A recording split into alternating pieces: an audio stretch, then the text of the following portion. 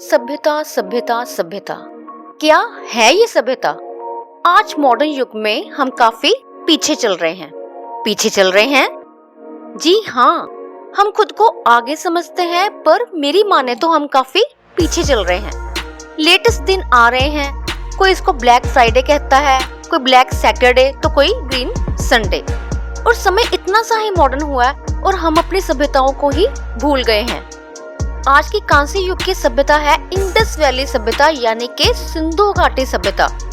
इसका समय है 3300 ईसा पूर्व से 1300 ईसा पूर्व। और ये आज के समय के हिसाब से बात करें तो पाकिस्तान, ईस्ट अफगानिस्तान और नॉर्थ भारत में होती थी। इसका एक नाम जो हमारी बुक्स में लिखा होता है या जो कई जगह छपता है वो है हड़प्पा सभ्यता। इसके 3 नाम हैं, पहला कांस्य युग सभ्यता, दूसरा सिंधु घाटी सभ्यता और तीसरा हड़प्पा सभ्यता। यह सभ्यता इतनी बड़ी थी जितना आज का साउथ अफ्रीका, यानी कि 1.2 मिलियन स्क्वायर किलोमीटर्स। इस सभ्यता में 2 मेन सिटीज थी, हड़प्पा और मोहनजोदड़ो। मोहनजोदड़ो मूवी तो सबने देखी ही होगी, जिसमें ऋतिक रोशन और पूजा हेगड़े ने बखूबी किरदार निभाया है। उसमें हमें मोहनजोदड़ो की थोड़ी सी झलक देखने को मिलती है। मोहनजोदड़ो एरिया अभी पाकिस्तान में स्थित है। लोकेशन में लड़काना डिस्ट्रिक्ट सिंध बोलते हैं। यह एरिया 250 हेक्टेयर्स में फैला हुआ था। उस समय की बात करें तो यह बहुत खूबसूरत और डेवलप्ड शहर था। मोहनजोदड़ो अपने बिजनेस और तरक्की के लिए जाना जाता था। चलिए आपको थोड़ा उनका बिजनेस समझाते हैं। यहाँ के लोग व्यापार और वाणिज्य में निपुण थे, जो इस सभ्यता की समृद्धि का आधार था। इस सिटी में हो रहा व्यापार न केवल स्थानीय स्तर पर बल्कि दूर दराज के क्षेत्रों जैसे मेसोपोटामिया, आधुनिक इराक, फारस, ईरान और खाड़ी देशों तक फैला हुआ था। यह इतना बिजनेस करते थे और यहाँ बिजनेस ही हर वक्त चलता रहता था। मोहनजोदड़ो के बाजारों में सोना, चांदी, रत्न, डेकोरेशन, एक्सेसरीज, बर्तन, आभूषण और कपड़े देर रात तक बेचे जाते थे। यहाँ कृषि उत्पाद जैसे गेहूं, जौ, तिल और कपास मुख्य व्यापारिक वस्तुएं थी। यह लोग अंतरराष्ट्रीय व्यापार तक फैले हुए थे।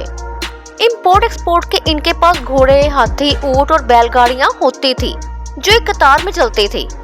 मोहरें सिंधु घाटी और मेसोपोटामिया के व्यापारिक संबंधों का प्रमाण देती हैं। इन व्यापार के लिए मुख्य रूप से समुद्री मार्ग और नदियों का उपयोग किया जाता था। इन लोगों के पास बिजनेस के लिए विशेष नावें और गाड़ियां होती थी। लोथल जैसे बंदरगाह नगरों से समुद्री व्यापार होता था। समुद्र के रास्ते कपास, मोती, गहने, शिल्पकृत वस्तुएं और पत्थरों से बनी मूर्तियां, तांबे, कांसे और अन्य धातु से बने औजार जैसे वस्तुएं आयात यानी इंपोर्ट करते थे। और हैरानी की बात, यह लोग दूसरे देशों और बाहर से सोना मंगवाते थे और चांदी और कीमती पत्थर ईरान और अफगानिस्तान से मंगवाते थे। टिन और अन्य धातु मेसोपोटामिया से मंगवाते थे। फिर उनकी डिजाइनिंग और उनकी मीनाकारी करके उनसे फीस लेकर उनको वापस और दूसरे देशों के अमीर लोगों को भेज देते थे। बीच में ब्रोकर होने का फायदा उठाते थे। यह लोगों की अपनी मोहरें होती थी। मोहरों का उपयोग पहचान के लिए किया जाता था। इन पर पशुओं और प्रतीकों की आकृतियां उकेरी गई थी। एक बात और बताऊं, मोहनजोदड़ो में कुल 60,000 लोग थे, उनमें से आधे लोग व्यापार में थे और वो सफल भी थे। है ना इंटरेस्टिंग बात? इतने लोग साथ में बिजनेस करते हैं जैसे कि कोई बड़ी कंपनी अपना एम्पायर खड़ा कर रही हो। इसके बाद अभी हड़प्पा की बात करते हैं। खास बात, हड़प्पा मोहनजोदड़ो से ज्यादा फेमस था। इस बंदे ने हड़प्पा को खोजा था। इसका नाम है दयाराम साहनी। यह बात 1921 की है, जब पहली बार इसको खोजा गया। हड़प्पन लोग सिंधु नदी के किनारे रहते थे। हड़प्पा कुल 150 हेक्टेयर एरिया में फैला हुआ है। यह पाकिस्तान में स्थित है। यह पहले सिटी थी, ज्यादातर हिस्सा नष्ट हो गया है और अब अच्छी बची जगह को लोगों ने विलेज का नाम दे दिया है। हड़प्पन सिटी में 23,000 से 40,000 के बीच में आबादी थी। हड़प्पन सभ्यता के और क्षेत्र भी अंग है। लोहांगीर जो भारत में पंजाब के पास स्थित है, कालीबंगा जो राजस्थान में स्थित है, राखीगढ़ी जो हरियाणा में स्थित है, धोलीवीरा गुजरात में स्थित है। इन सभी की तस्वीरें आप स्क्रीन पर देख सकते हैं। बिजनेस में यह मोहनजोदड़ो के लोगों से भी अच्छे थे। रावी नदी और सिंधु नदी के रास्ते से व्यापार होता था। बंदरगाह वाले शहर अपना व्यापार करने हड़प्पा आते थे। वह व्यापार की वस्तुओं का चयन करते थे, उनको सस्ते दामों में से उठा करके अपने देश और साम्राज्यों में पहुंचाते थे।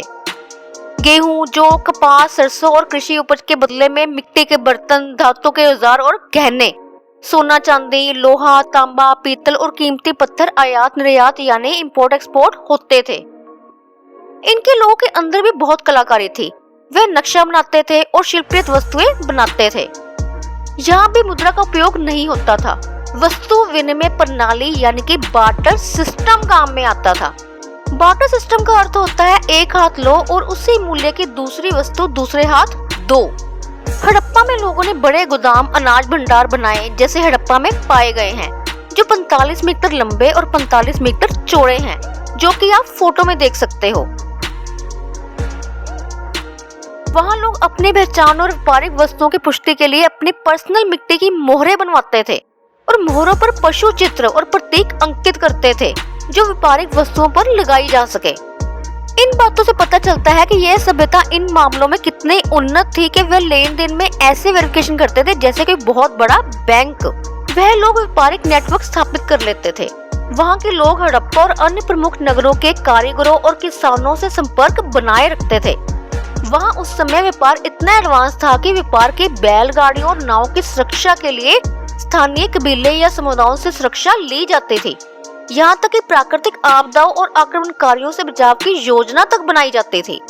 बिजनेस के बारे में तो आपने जान लिया और आपको वहाँ की जेंटल फैसिलिटीज के बारे में भी जानकर शौक लगेगा। सड़कों का जाल ग्रिड पैटर्न में बिछा हुआ था। इसके साथ पक्की ईंटों के घर, नालियां और कुएं मौजूद थे। मुख्य फसलें गेहूं, जौ, कपास और चावल खाते थे, जो घरों में मिट्टी के बर्तनों में रखी जाती थी, जो वाइट समत फ्रिज का काम करती थी। घरों के बाहर विशेष डेकोरेशन के लिए मूर्तियां बनाई जाती थी। हड़प्पा की प्रसिद्ध डांसिंग गर्ल कांस्य की मूर्ति इसका उत्कृष्ट उदाहरण है। उस समय अमीर लोगों के घरों में पर्सनल कुएं थे। हड़प्पा सिटी में रात के समय लालटेन जलती थी जिससे रास्ते साफ दिखाई दे। इतनी वीडियो देखने के बाद आप यह तो समझ ही गए होंगे कि हड़प्पा और मोहनजोदड़ो दोनों शहर बिजनेस में एक दूसरे से आगे थे। उस समय इतना विकास हो पाना मेहनत, संघर्ष और जिगरे का काम है। चलिए एक नजर पूरी सिंधु घाटी सभ्यता की तरफ। हड़प्पा सभ्यता की एक अपनी लिपि थी जो आज भी पूरी तरह समझी नहीं जा सकी है। लोग धार्मिक मान्यताएं रखते थे और प्रकृति की पूजा करते थे। वहाँ पशुपति महादेव, भगवान शिव और मातृ देवी की मूर्तियां मिली हैं। पुष्पुर या पशुपति का एक प्रसिद्ध चित्रण है जो एक योगी जैसा दिखता है और उसके चारों ओर जानवर है। यह सभ्यता खेल और मनोरंजन में भी आगे थी। मिट्टी के खिलौने, पासे और खेल और मनोरंजन के साधन थे। पहनावे में पुरुष धोती जैसा वस्त्र पहनते थे और महिलाएं साड़ी जैसा वस्त्र। गहनों का प्रचलन बहुत प्रसिद्ध था। लोग जानवरों की खाल को रंग रंग कर पहनते थे और सिर पर जानवरों के सींग या गहनों के ताज जैसी चीजें रखते थे। गोदाम और व्यापारिक वस्तुओं का व्यवस्थित प्रबंधन होता था। कारीगरों, नाविकों और मजदूरों का प्रबंधन और देखरेख के लिए अलग से प्राइवेट स्थान थे। लूट खसोट जैसी चुनौतियों का समाधान करने के लिए नदियों का मार्ग बदलना आम बात था। वह नए व्यापारिक मार्ग और बंदरगाहों की पहचान करते थे। खास बात सिंधु घाटी की सभ्यता के किंग का नाम प्रीस किंग था, जिसकी मूर्ति की फुटेज आप स्क्रीन पर देख सकते हैं। यहाँ के शहरों में अच्छी तरह से डिजाइन की गई सड़कों और गलियों की व्यवस्था थी। इसके अलावा उन लोगों ने पानी की निकास के लिए लकड़ी के भी पाइप बनाए हुए थे। शहरों में प्रमुख सड़कें और गलियां उत्तर, दक्षिण और पूर्व पश्चिम में व्यवस्थित थी, जो नगर नियोजन में प्रगति को दर्शाता है। जल आपूर्ति और सीवरेज प्रणाली, जिसको हम इंग्लिश में बोलते हैं water supply and sewerage system, भी वहाँ मौजूद था। घरों के पास सीवरेज पाइपलाइन प्रणाली थी जो सारे गंदे पानी को शहर से बाहर निकालती थी। कुछ जगहों की सीवरेज नालियां तांबे और मिट्टी से बने थे और हर गली के किनारे से होकर गुजरती थी। यहाँ के पुरातात्विक अवशेषों से यह पता चलता है कि वे शिल्प चिकित्सा और अन्य चिकित्सा यानी कि मेडिसिन एंड सर्जरी पद्धतियों में भी बहुत अच्छे डॉक्टर और सर्जन थे। मोहनजोदड़ो में मिली हड्डियों से ये संकेत मिलता है कि वे हड्डी जोड़ने की प्रक्रियाओं से परिचित थे। यहाँ के लोग प्राकृतिक औषधियों का इस्तेमाल करते थे। सुरक्षा के लिए शहर के ऊंचाई वाले हिस्से पर विशेष किलाबंदी बनाई जाती थी। हड़प्पा का व्यापार इस सभ्यता की आर्थिक रीढ़ था, परंतु इसका पतन हो गया। अचानक हुए पतन को लेकर इसके कारणों पर विभिन्न परिकल्पनाएं दी जाती हैं, जैसे कि प्राकृतिक आपदाएं आई, बाढ़, भूकंप या जलवायु परिवर्तन के कारण सिंधु नदी का मार्ग बदल गया, जिससे कृषि प्रभावित हुई और सभ्यता का पतन हुआ। कुछ वैज्ञानिकों का मानना है कि यह सभ्यता आर्य आक्रमणों के कारण समाप्त हो गई। उनकी भाषा की जानकारी न होने के कारण पतन का कारण हम जान नहीं पाए हैं। हालांकि कुछ लोगों का कहना है कि समाज में आंतरिक असंतुलन, व्यापार के ठप होने या प्रशासनिक संरचनाओं के विघटन के कारण सभ्यता का पतन हो गया। सिंधु घाटी में खोजे गए अवशेष यह दर्शाते हैं कि यह नगर व्यापार, विज्ञान, तकनीकी और शहरी योजना में अत्यधिक उन्नत था। दुनिया के आगे यह साबित है कि सिंधु घाटी के लोग बहुत अधिक समझदार और टेक्नोलॉजी के मामले में एक्स्ट्रा अवेयर थे। चलिए कमेंट करके बताएं कैसा लगा आपको ये वीडियो। कमाल की जानकारी जो हम खोज कर लाते हैं बहुत ही मुश्किल से सिर्फ आप लोगों के प्यार के लिए।